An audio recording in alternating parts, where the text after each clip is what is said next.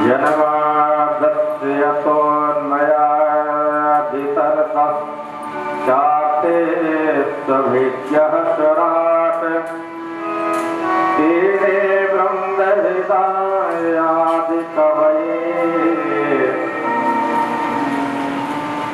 गुह्यन्तु सूर्यः तेजो वारिमृदा यथा विनिमयो यत्र तत्र सर्गो मृषा धार्मासीत् सदा निरस्य कुहितं सत्यं परं धीमहि धार्मास्वेन सदा निरस्य कुहितं सत्यं परं धीमहि। श्री कृष्ण द्वैपायन वेद व्यास जी ने श्रीमद्भागवत जी की रचना करके जब श्री हरि नारायण प्रभु को दिखाई तो प्रभु ने पूछा इस ग्रंथ का नाम क्या है। व्यास जी ने कहा भागवत, भागवता प्रोक्तम भागवत, भगवान के मुख से जो निकली हुई वाणी है वो भागवत है। वहां श्री लक्ष्मी जी बैठी थी। देवी लक्ष्मी जी बोली कि महाराज हमारा तो इसमें नाम नहीं है, इस भागवत में हमारा तो कहीं नाम ही नहीं है। तो व्यास जी ने आगे श्री लिखा, श्री लिखा तो श्रीमद्भागवत महापुराण। पहले भागवत जी थे, बाद में देवी जी का नाम जोड़ा गया तो श्रीमद्भागवत हो गया। व्याकरण में इस प्रकार आपका नाम भी आ गया।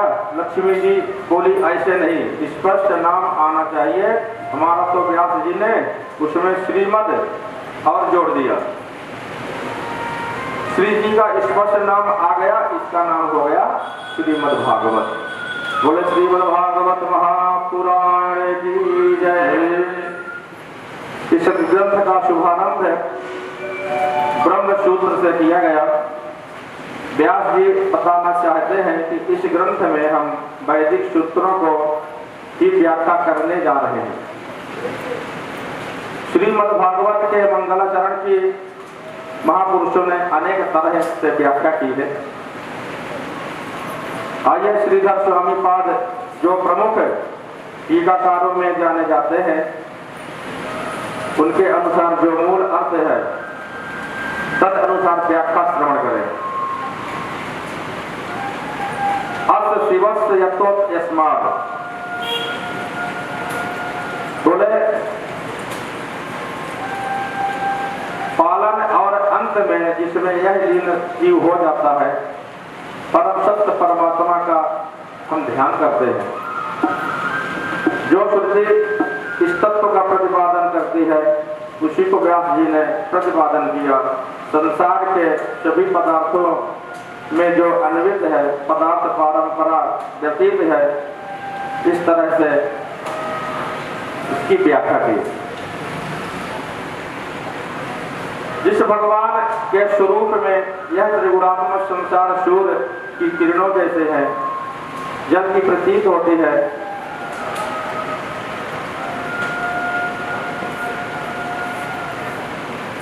मिथ्या संसार भी सत्यवत प्रतीत होता है जो अपने स्वरूप की महिमा से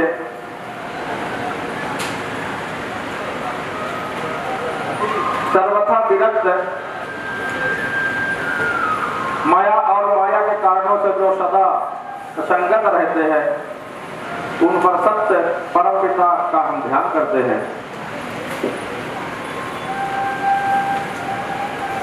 हम परम सत्य का ध्यान करते हैं।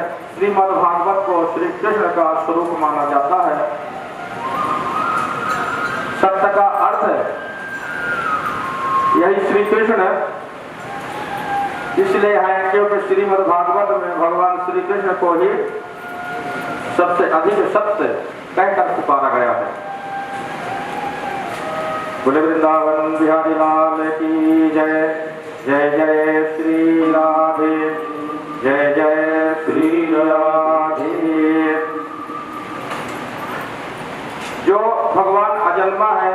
अंत से परे हैं, वे परमात्मा भक्तों को परमा आनंद प्रदान करते हैं। नित्य वसुदेव जी के घर में प्रकट हुए। आप कहेंगे वसुदेव जी के घर में जन्म हुआ ही नहीं, पर उनका जन्म जेल खाने में हुआ। ना गृहम गृह विद्या गृहणे गृह मुच्यते। बोले ईंट पत्थर के घर को घर नहीं कहते। भगवान कृष्ण ने वसुदेव की पत्नी के गर्भ से जन्म लिया। जन्म लेते ही जो भाग लिए इतरतः जन्म लिया मामा के बंदी गृह मथुरा में, और जन्म लेते ही तुरंत भागकर पहुंच गए गोकुल में। जो हमारे कन्हैया इतने कुशल हैं कि मामा कंस के बंदी गृह में जन्म लेकर गोकुल में भाग निकले। मामा कंस को भनक तक न लगी, पता भी नहीं चलने दिया कि ऐसे परम निपुण परम कुशल हैं हमारे केशव। गोकुल में आकर अपने श्री दामा मधुमंगल आदि ग्वाल वालों के बीच गोप वेश में सुशोभित हुए। ऐसे परम श्री कृष्ण हैं जिन प्रभु ने ब्रज में आकर ऐसी लीलाएं की। विचित्र लीलाओं को देख करके चतुर्मुख ब्रह्मा जी भी विमोहित हो गए। भगवान ने जब ब्रज में लीला की तो उस समय पर श्री दामा मधुसूदन आदि के संग में भगवान बैठ करके भोजन कर रहे थे, प्रसाद पा रहे थे, एक दूसरे के थाल से लेकर के भोजन कर रहे थे। तो ब्रह्मा जी चकित हो गए, ये नारायण नहीं हो सकता। ब्रह्मा जी ने अपनी माया से जितने गायें चल रही थी उन गौओं को ब्रह्मलोक ले गए। भगवान जब भोजन कर चुके तो श्री दामा आदि मंगल को बोले कि जाकर के देखो गैया किधर है। जब गैया को देखने के लिए श्री दामा आदि मधुसूदन जाते हैं तो उनको भी ब्रह्मलोक ब्रह्मा जी ने उठा लिया। और जब भगवान अकेले बचे, कोई नहीं आया, तो भगवान स्वयं जाते हैं। तो उन्होंने देखा कोई नहीं है, न श्री दामा न ग्वालवाल न गैये। तो उन्होंने भगवान ने ध्यान किया और ध्यान करके देखा कि ब्रह्मलोक में सभी पधारे। 1 साल तक भगवान ने ध्यान किया और उसी तरह गाय, उसी तरह बछड़े, उसी तरह श्री दामा आदि मंगल को बनाया और 1 साल तक यह लीला की। ब्रह्मा जी भी चकित हो गए, इतने गाय बछड़े, इतने ग्वालवाल हमारे ब्रह्मलोक में, और क्या होता होगा चलो देखते हैं। तो ब्रह्मा जी भी जब आए तो क्या देखे उन्होंने कि उसी तरह गई है, वही बछड़े, वही ग्वालवाल। ब्रह्मा जी भी चकित होकर के भगवान नारायण को प्रणाम किया। तो विश्व रूप भगवान सब कुछ बनने में समर्थ है। ब्रह्मा जी का मोह भंग किया, बल्कि ब्रह्मा जी का ही नहीं, दुहियंत यत सूर्य भगवान के अग्रज शंकरसन श्री दाऊ जी महाराज भी कन्हैया की लीलाओं को देखकर मोहित हो जाते हैं। ऐसे हमारे श्री कृष्ण भगवान हैं। कन्हैया जब बंसी की तान छेड़ते हैं तो उनकी मधुर तान जिसके कान में पड़े वह समस्त भान भूल जाता है। कन्हैया की बंसी रब का श्रवण करके कलकल कल्लोल करती हुई कमनीय कालंदी का तरला भी बढ़ जाता है। जल का धर्म निरंतर बहते रहता है, लेकिन जब यमुना जी बंसी की तान सुनती है उनकी भी धारा रुक जाती है। गिरिराज गोवर्धन जब बंसी की तान सुनते हैं तो उनके पाषाण खंड द्रवित हो जाते हैं। जल का धर्म आ गया और जल में पाषाण का धर्म भी आ गया। भगवान के 3 धाम हैं, श्रीधाम वृंदावन, श्रीधाम मथुरा और श्रीधाम द्वारिका। और ये तीनों धामों में प्रभु ने जैसे कि वृंदावन में श्री दामा मधुमंगल, नंद यशोदा आदि, मथुरा में अक्रूर जी, उद्धव जी आदि द्वारिका में रुक्मिणी सत्यभामा आदि जो भी परिकर हैं उन सच्चिदानंद भगवान का समस्त परिवार भी सच्चिदानंदमय स्वरूप है। अपने वृंदावन से राम मंडली बुलवाई, रसाचार्य जी अकेले थोड़ा ही आएंगे, पूरे 10-20 पात्रों को लेकर के आएंगे। फिर रंगमंच पर आकर वे पात्र जो एक ही घर के सदस्य हैं, कोई कंस बन गया और कोई कृष्ण बन गया, कोई यशोदा बन गया और कोई अघासुर बकासुर आदि बन गए। उसी प्रकार भगवान जब धरातल पर पधारते हैं तो अपने पूरे परिकर के साथ में यहाँ पर आते हैं।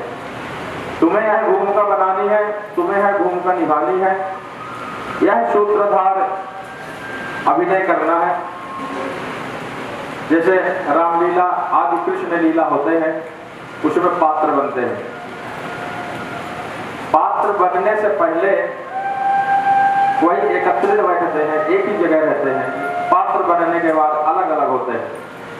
व्यास जी बोलते हैं कि भगवान जी जब इस धरा पर आते हैं तो उसी तरह देवतागण उनके पात्र बनते हैं।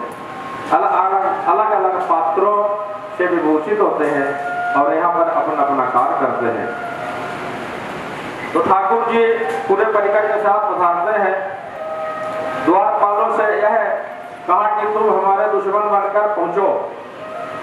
जो अभिनय दिया गया सब अपना अपना अभिनय निभा लेना।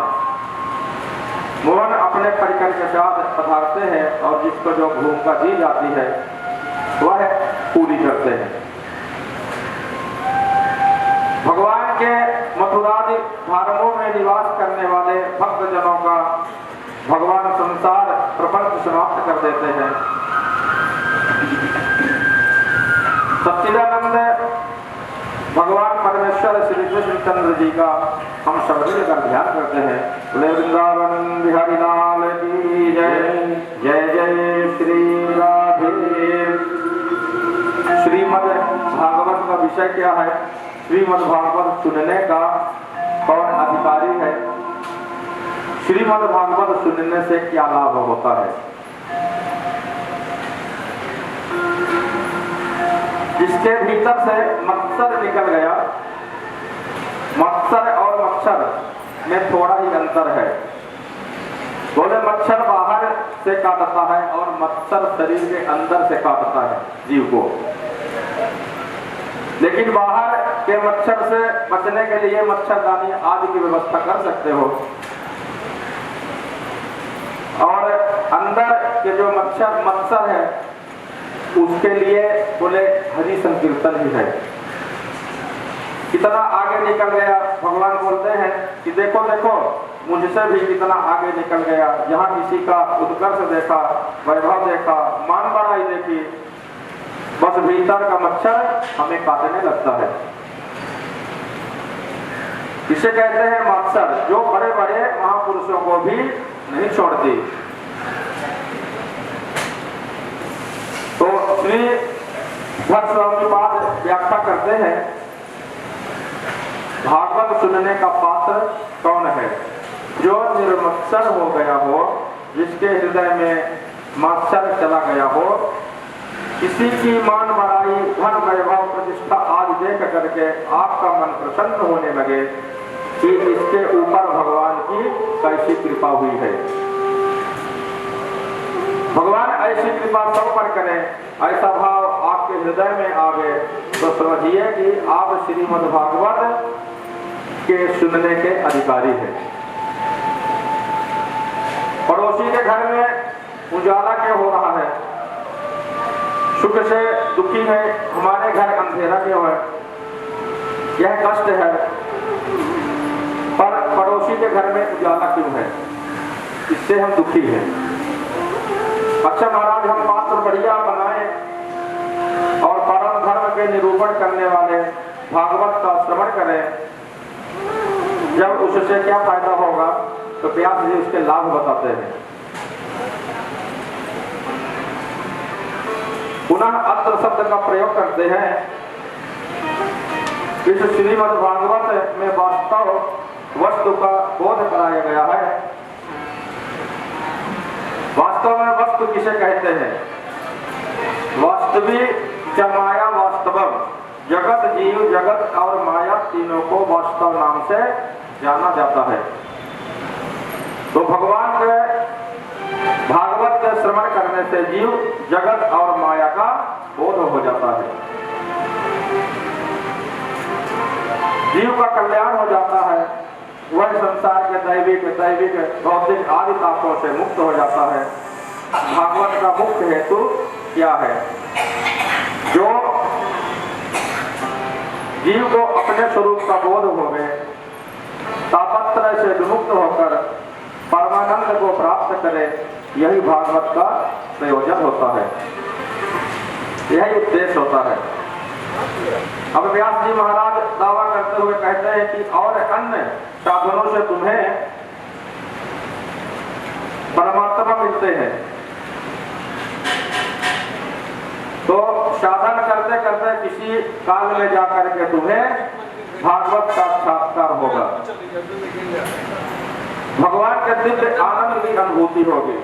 अभी कथा सुनी नहीं, केवल सुनने की इच्छा मन में प्रबल हो गई और हमें सुनना है, तो सुनने से उत्कंठा जागृत होती है।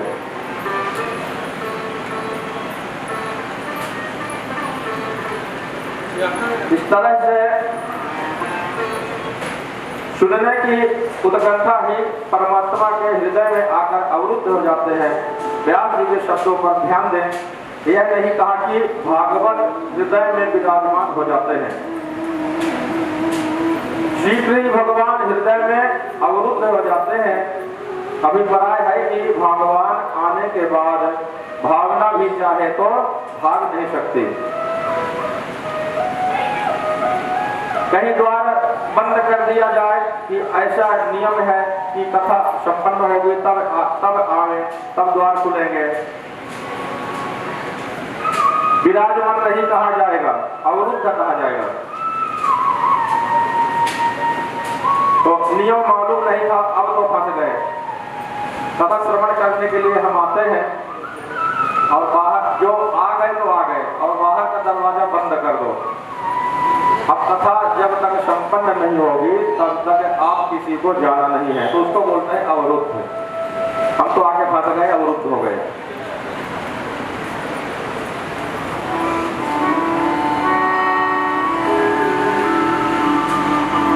वृंदावन बिहारी लाल की जय, जय जय श्री राम, जय जय श्री राधे। सूर्य जी कहते हैं वेदों का नाम है निगम, वेद रूपी इस विशाल कल्पतरु का परिपक्व फल है श्रीमद्भागवत। किसी ने पूछा कि महाराज जब पका हुआ फल है तो पिलपिला हो गया, जब पेड़ से आम के पके हुए फल गिरते हैं टूट जाते हैं, तो ये तो पका हुआ फल है तो टूट गया होगा। तो व्यास जी कहते नहीं, यह परंपरागत प्रदान हुआ। भगवान जी के द्वारा ब्रह्मा जी को, भगवान नारायण जी ने ब्रह्मा जी को श्रवण कराई, ब्रह्मा जी के द्वारा नारद जी को मिला, और नारद जी के द्वारा व्यास जी को, और व्यास जी के द्वारा महाप्रभु सुखदेव जी इस कथा को श्रवण की, तो परंपरागत आया है। यह है बहुत सुंदर फल है। किसी ने पूछा व्यास जी आपका फल तो बड़ा सुंदर है, पका हुआ है तो खट्टा होगा, कभी कभी आम खट्टे मिल जाते हैं, तो यह हो सकता है खट्टा हो, मीठा ना हो, तब खट्टा फल खाने में अच्छा नहीं लगता, फल तो मीठा होना चाहिए। व्यास जी कहते हैं फल एकदम मीठा है। जिज्ञासु ने पुनः पूछा आपके कहने से थोड़े ही मानेंगे महाराज, कोई प्रमाण दीजिए कि यह मीठा ही है। व्यास जी बोले तो प्रमाण वह है कि फल का उत्तम पार्टी तोता माना जाता है। तोता जिस फल में अपने डंक मार दे, चोट मार दे, उस फल को समझ जाना कि बहुत ही मीठा होगा। और बोले सुखदेव जी से यह फल हमें प्राप्त हुआ, तब इतना मीठा आप समझ जाओगे कितना मीठा होगा। और सुखदेव जी कोई साधारण थोड़ी थे, तो इस तरह सुखदेव जैसे परमहंस का मुख लगा हुआ है, ऐसे वैसे महात्मा नहीं है जन्म लेते ही जिन्होंने संन्यास ले लिया। सुखदेव महाप्रभु का जब जन्म हुआ, 12 वर्ष अपने माँ के गर्भ में थे, और जब ही उनका जन्म हुआ तो जन्म लेते ही वह चल दिए, घर में नहीं रुके। एक मिनट पिताजी पुकारते रहे, भैया जी बेटा रुको बेटा रुको, लेकिन सुखदेव जी नहीं रुके और सीधे वन की तरफ प्रस्थान कर गए। बोले सच्चिदानंद भगवान की जय, जय जय श्री राधे, जय जय श्री राधे। एक बार नारद मुनि साथ में तुम्बरु ऋषि भगवान भोले बाबा के कैलाश पर्वत में पहुंचे। अब कैलाश में जाकर के भगवान भोलेनाथ से प्रार्थना करते हैं कि प्रभु आप अमर कथा जानते हो, तो अमर कथा हमें भी बता दो कि लोगों का कल्याण कर सको। संत हृदय नवनीत समाना। तो भगवान सोचे कि ये कोई साधारण बात तो नहीं है। भगवान जी शंकर बोले कि देखो नारद मुनि महाराज, यह साधारण वस्तु नहीं है कि आपको दे दो, किसी को अमर कर दो जाके। नारद जी विचार किया कि अब क्या करूं, भगवान इस प्रसाद को देने वाले नहीं है। तो नारद महामुनि देवी के पास गए। देवी सती जी बैठी थी, जाकर के प्रणाम किया। देवी जी प्रणाम, आइए महाराज कैसे आना हुआ? बोले देवी जी ये जो भगवान भोले बाबा महादेव हैं आपके इष्ट स्वामी, तो बोले उनके सर में जो माला रहती है गले में, तो वो मुंड की माला किसकी है? आपने कभी विचार किया क्या? तो देवी जी बोली कि नारद महाराज मुनि जी इसमें हमने अभी तक तो विचार कभी नहीं किया, ये मुंड माला किसकी है? तो नारद जी बोले कि देवी जी जो मुंड माला भगवान पहने हैं भोलेनाथ है, तो बोले उतनी बार उनकी शादी हुई है और पत्नियां जब मर जाती हैं तो उनके मुंडों की माला बना बना के पहन लेते हैं। बोलते हैं नारद जी झगड़ा लगाते हैं। तो नारद जी की ऐसी बात सुन करके देवी जी बोली ऐसा तो नहीं हो सकता। बोले नहीं, ऐसा ही हो सकता है, आप जाकर के भगवान से पूछ लो। देवी जी गई और बोली कि महाराज एक बात पूछो। बोले पूछो। बोले ये आपके जो गले में मुंडों की माला है ये किसकी है, इसके बारे में जानना चाहते हैं। तो भगवान भोले बाबा टालना चाहे। हो गया, सब भूत प्रेत आदि जितने हमारे सब साथी संगति उन्हीं की है। देवी जी बोल समझ गए, बोली बस बस महाराज बस करिए, मैं समझ गई। और जो नारद महामुनि ने बताया सत्य बात निकली। तो भगवान समझ गए कि यार नारद जी तो हमारे पास भी आए थे, देवी जी के पास गए, कुछ न कुछ तो गड़बड़ है। तो भगवान भोलेनाथ देवी जी को बैठाया और बोले कि देवी जी ऐसा है कि देवी जी ने पूछा कि आप अमर कथा जानते हो, और अमर कथा जानते हो और आपकी जितनी बार शादियां हुई है वही मुंडमाला पहने हो, तो आप अमर हो और हमें भी अमर करो, क्योंकि मैं नहीं मरना चाहती। तो देवी जी के ऐसे वचन सुन करके भोलेनाथ बोले कि देखो अमर कथा तो है, पर अमर कथा कोई साधारण वस्तु तो नहीं है किसी को भी दे दो और वो अमर हो जाए। बोले अपने अपने कर्मों से सभी को फल मिलते हैं, आवागमन होता है।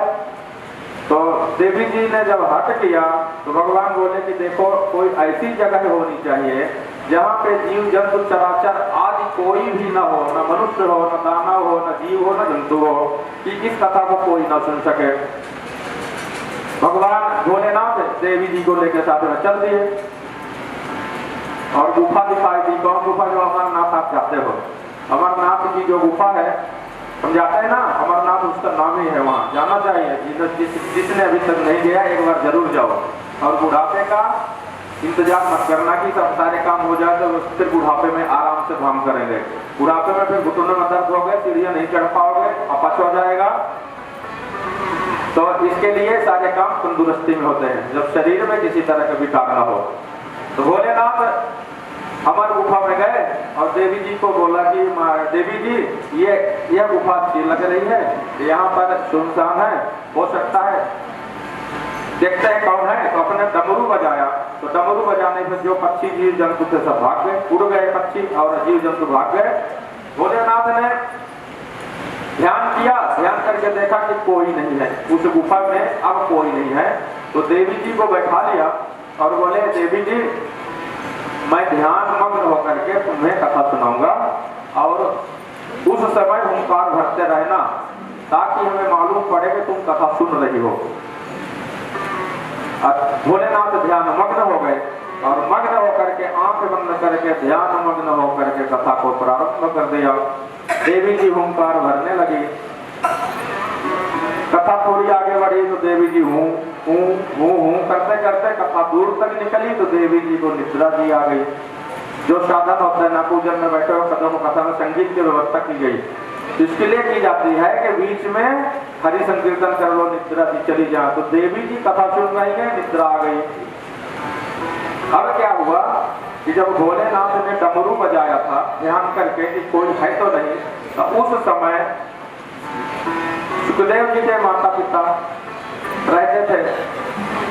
तो बहुत सारे जीव जंतु पक्षी रहते थे, लेकिन इनकी जो माँ थी वो गर्भिणी थी और उसके एक अंडे से तो बच्चे का जन्म होता था। अंडा ठोस था, कड़क था, तो उसमें जीव नहीं था। जिस समय पर भगवान ने ध्यान किया तो इसके लिए देखा कि कोई नहीं है। लेकिन जब अमर कथा सुननी प्रारंभ हो गई तो जैसे प्रारंभ हुई तो उस अंडे में जीव आ गया और चैतन्य हो गया अमर कथा सुनते सुनते। और जब चैतन्य हो गया तो उसी समय देवी जी को निद्रा जी आ गई।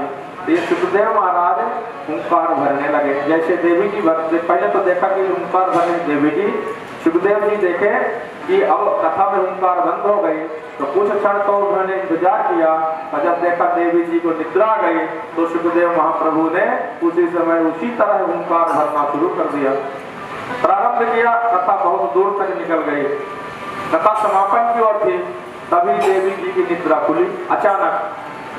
और जब निद्रा खुल गई तो देवी जी ने जब देखा कि कथा सुन रही और कथा कहाँ पहुंच गई, बहुत दूर तक पहुंची, तो देवी जी ने भगवान से आग्रह किया महाराज जी वहां तक कथा हमने सुनी थी, उसके आगे क्या हुआ? तो भगवान बोले कि अरे कथा तो समापन होने वाली है। तो संपन्न होने वाली है तो फिर हुंकार कौन भरा जब तुम सो रही थी? देवी जी बोली महादेव मैं तो सो गई थी, फिर हुंकार कौन भरा? भगवान ने तुरंत अपना नेत्र खोला, तीसरा नेत्र खोला तो देखा कि एक सुखदेव महाराज जी कथा को श्रवण कर रहे हैं। तो सुन लेके भगवान भोलेनाथ ने दौड़ पड़े। अब जब पीछे लग गए तो सुख महाराज अपना जान बचा करके निकल लिए गुफा से। आगे आगे सुखदेव जी, पीछे पीछे भगवान भोलेनाथ। सुखदेव महाप्रभु जा रहे हैं और इन्हें कुछ नहीं दिखाई दिया। व्यास जी की कुटिया दिखाई दी। व्यास जी की पत्नी के श्वासों के द्वारा सुखदेव जी उनके अंदर में उदर में प्रवेश हो गए।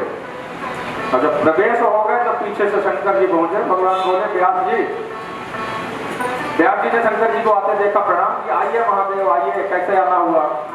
तो भगवान बोले कि देखो समाचार तो बाद में होगी, पहले ये बताओ कि हमारा चोर तुम्हारे घर में आए कहाँ गया? तो व्यास जी बोले महाराज चोर कौन है?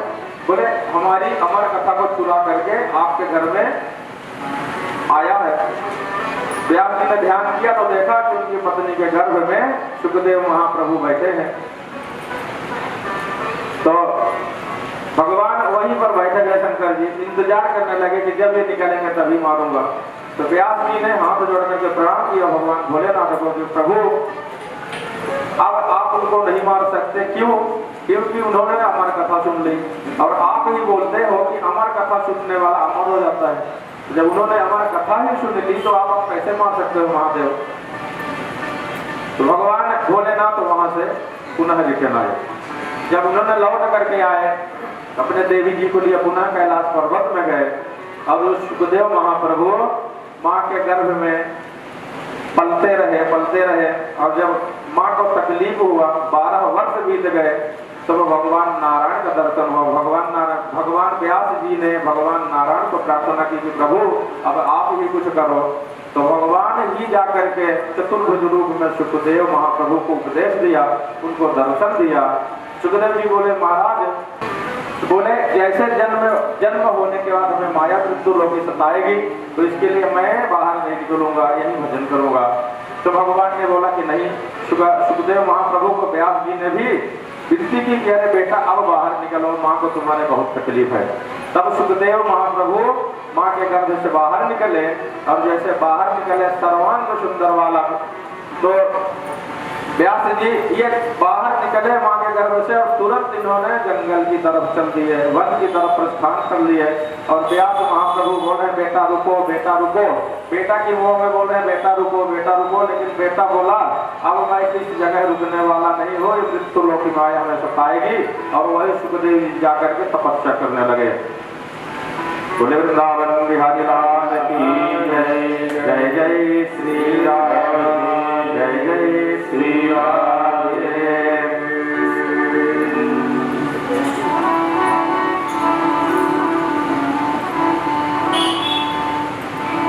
संवरिया ले चले पल्ली पार, संवरिया ले चले पल्ली पार, संवरिया ले चले पल्ली पार, संवरिया ले चले पल्ली पार, संवरिया ले चले पल्ली पार, संवरिया ले पल्ली पार।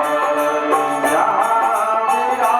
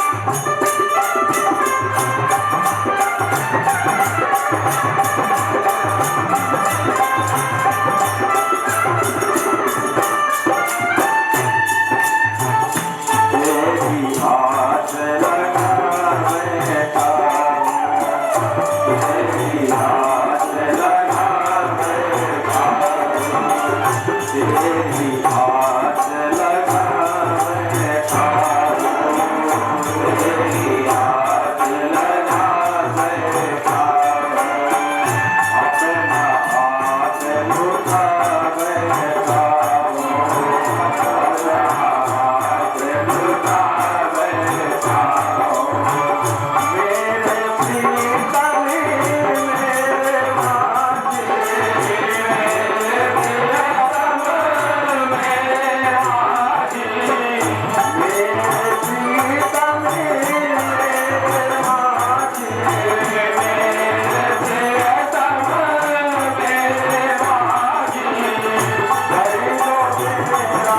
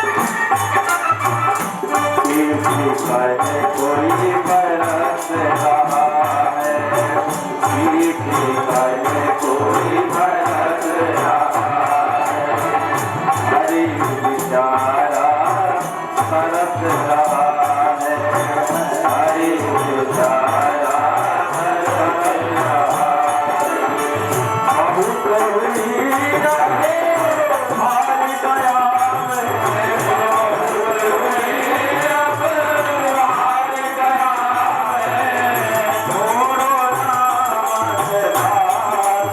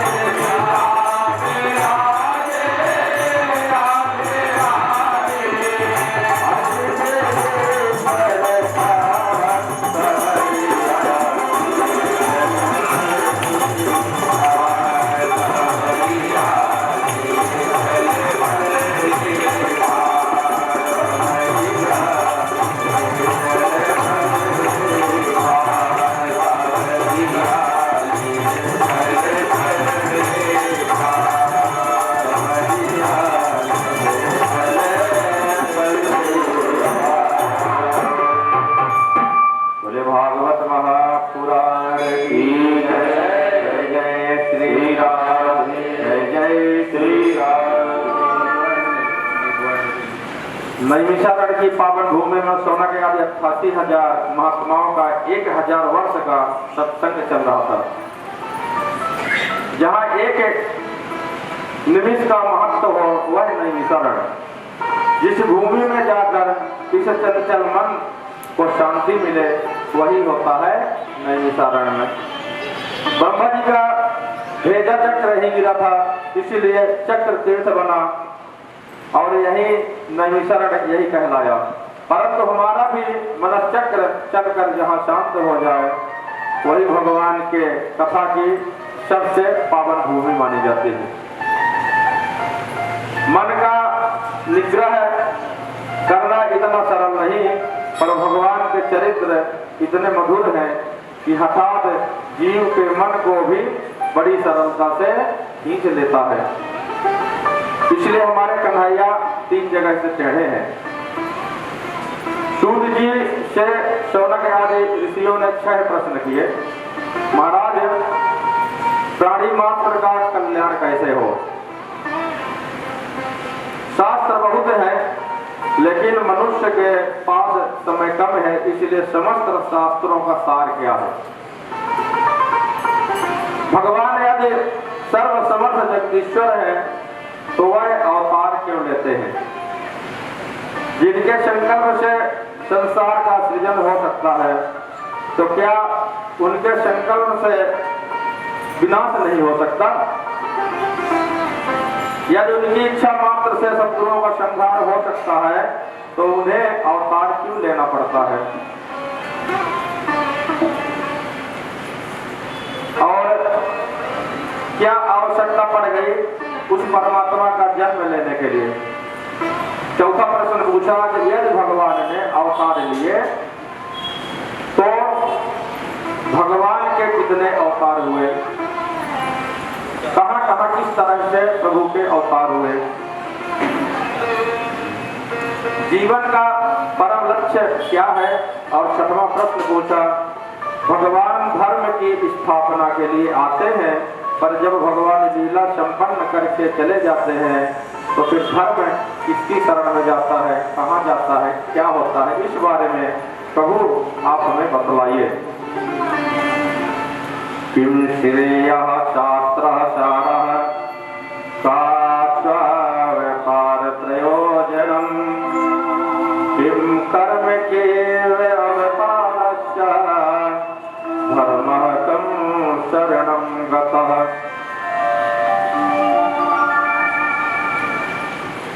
तो सुखदेव जी का ध्यान करके जो जन्म ले ही और प्रजन हो जाए, जिसका वैराग्य उच्च कोटि का है कि परिस्थिति विपरीत हो तो वैराग्य बहुतों को चढ़ता है। जब घर में किसी तरह की खटपट हुई तो बहुत लोगों को वैराग्य चढ़ता है, लेकिन वो मरकट वैराग्य होता है। व्यास जी बोलते हैं, महाराज स्वाभाविक वैराग्य चढ़ जाता है। पैदा हुए तो पिताजी पुत्र पुत्र कहकर वात्सल उड़ेल रहे थे, फिर भी वन की ओर चले जाते हैं सुखदेव जी, जिनका उपनयन संस्कार भी अभी तक नहीं हुआ। परमात्मा जिन्हें दर्शन देने के आशीर्वाद देने माँ के गर्भ में ही पहुंच गए।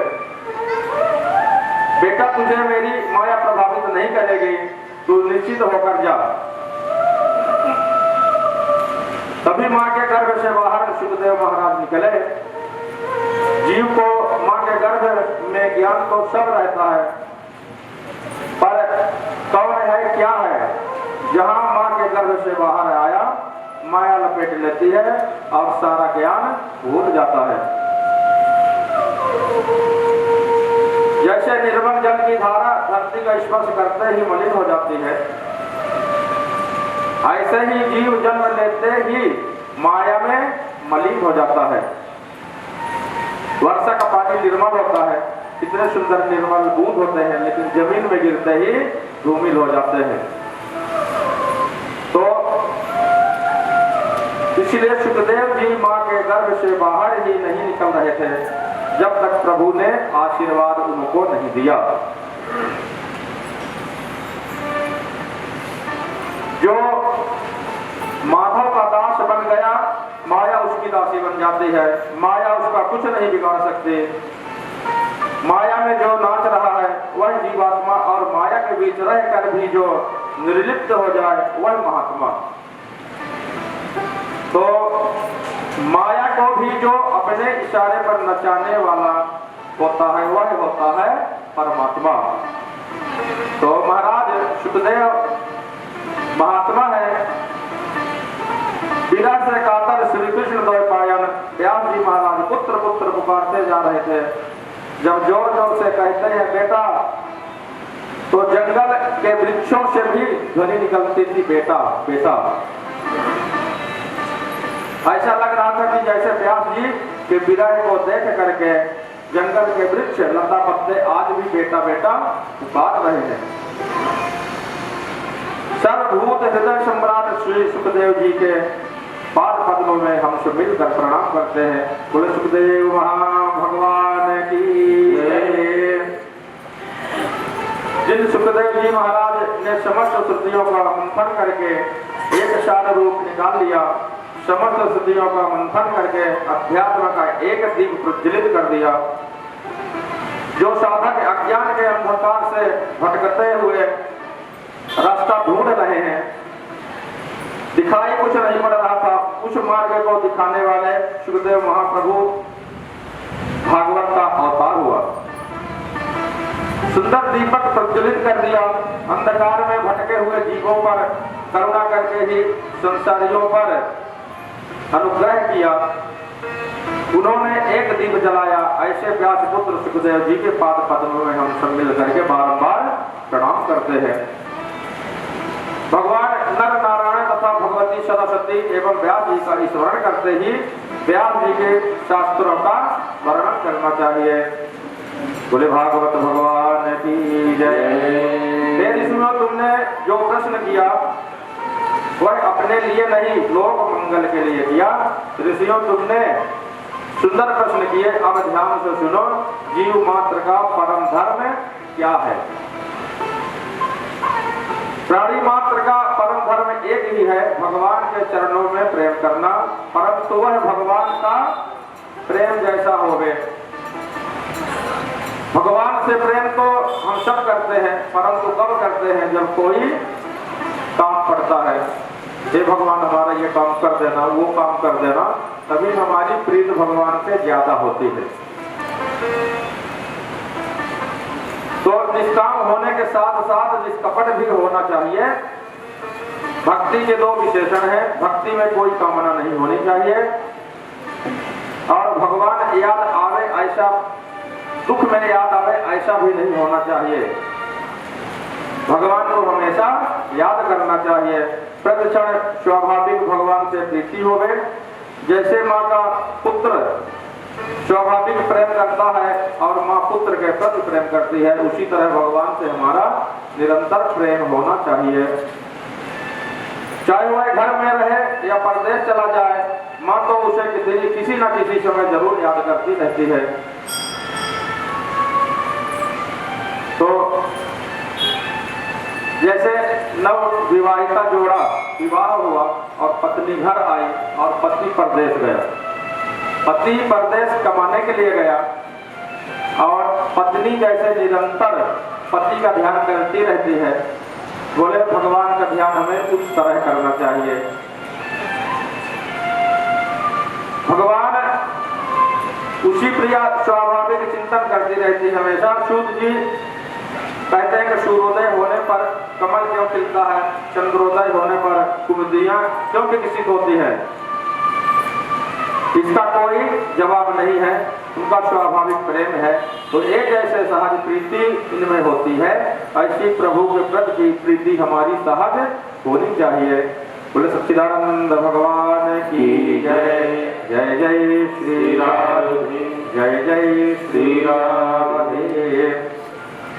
भक्ति के ही बेटा ज्ञान वैराग्य, जब भगवान में भक्ति सुदृढ़ हो जाएगी तो भगवान के स्वरूप का ज्ञान अपने आप हो जाएगा, जगत से वैराग्य भी स्वतः हो जाएगा। अलग अलग क्रियाएं नहीं होगी, अपने आप हो जाएगा।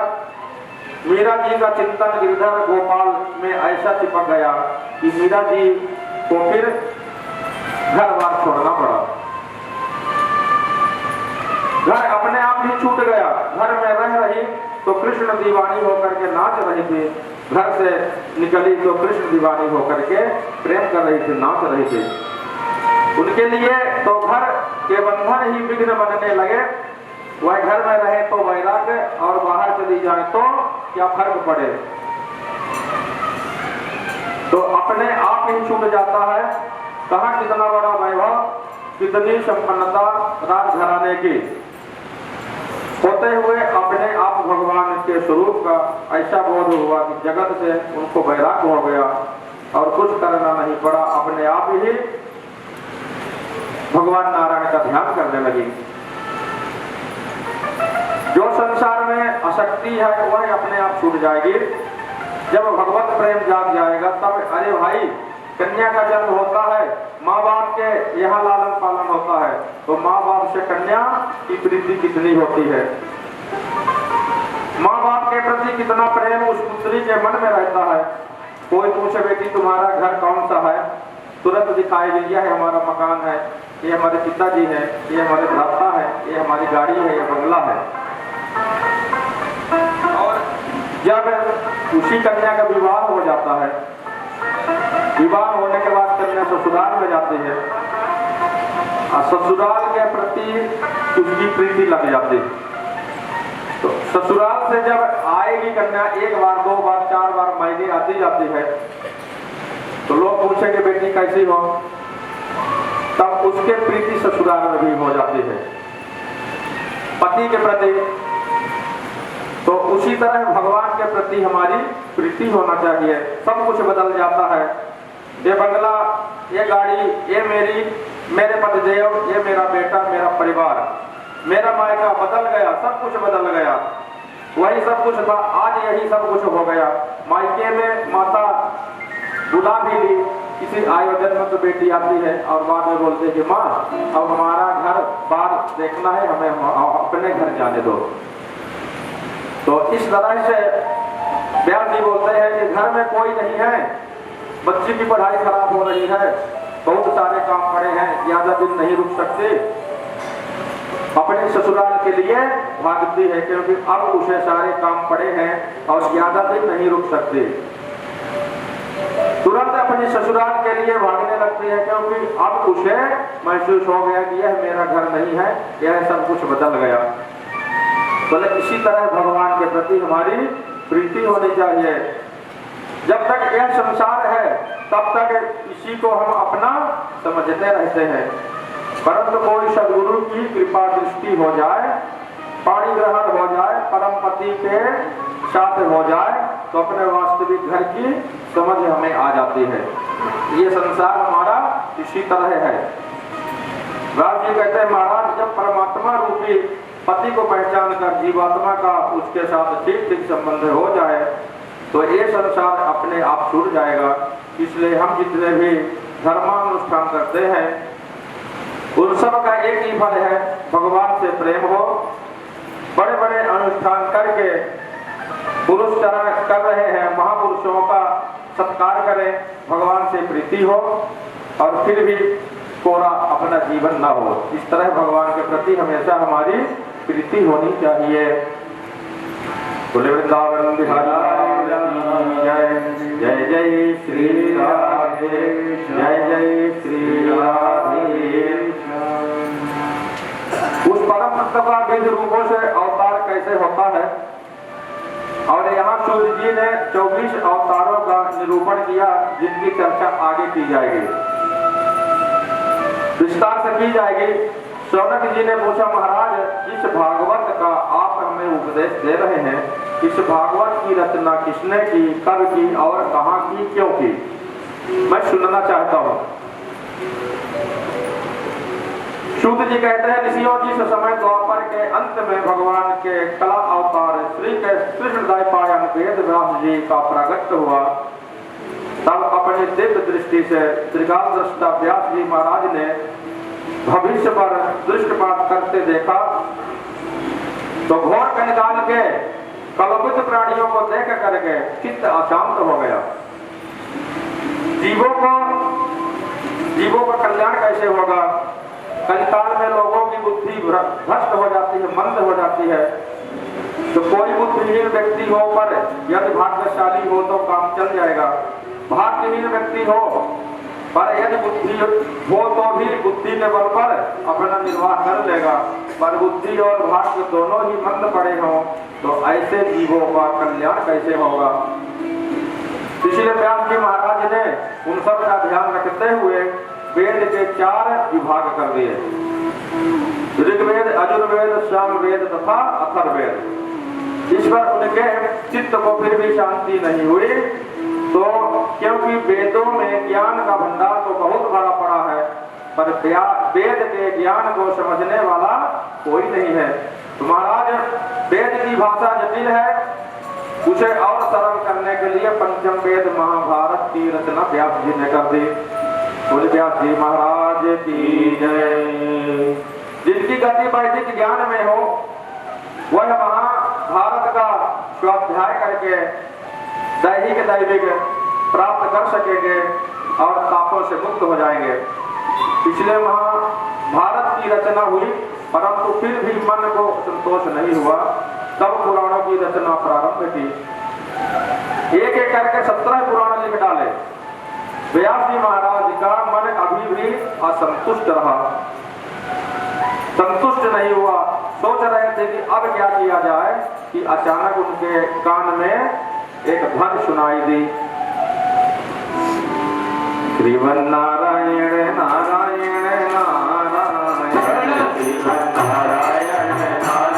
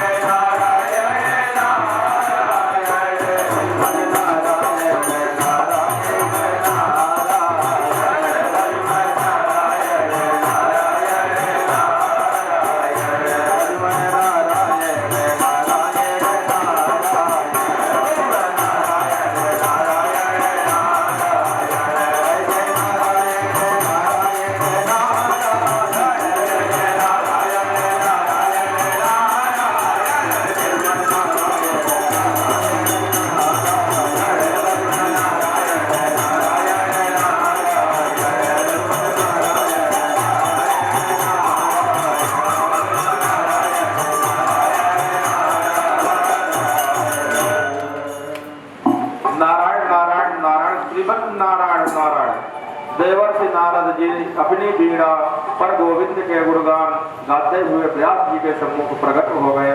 जब व्यास जी को असंतोष हुआ कि हमने तो 4 वेदों की रचना कर दी, महाभारत की रचना करी, सारे पुराणों की रचना कर दी, अब क्या करूं। तब नारद जी महाप्रभु पहुंचे और व्यास जी के सम्मुख प्रकट हो गए। देवर्षि नारद जी का दर्शन करते ही व्यास जी महाराज खड़े होकर के उनको विनय पूर्वक प्रणाम किया। बड़े बड़े देवताओं में द्वारा परम पूज्य देवर्षि नारद जी का व्यास जी महाराज ने पाद्य अर्घ्य आचमन आदि से सुंदर पूजन किया। अतिथि पूजन करने के पश्चात जब आदर पूर्वक आसन देकर बैठाए तब नारद जी मुस्कुराए और बोले, महाराज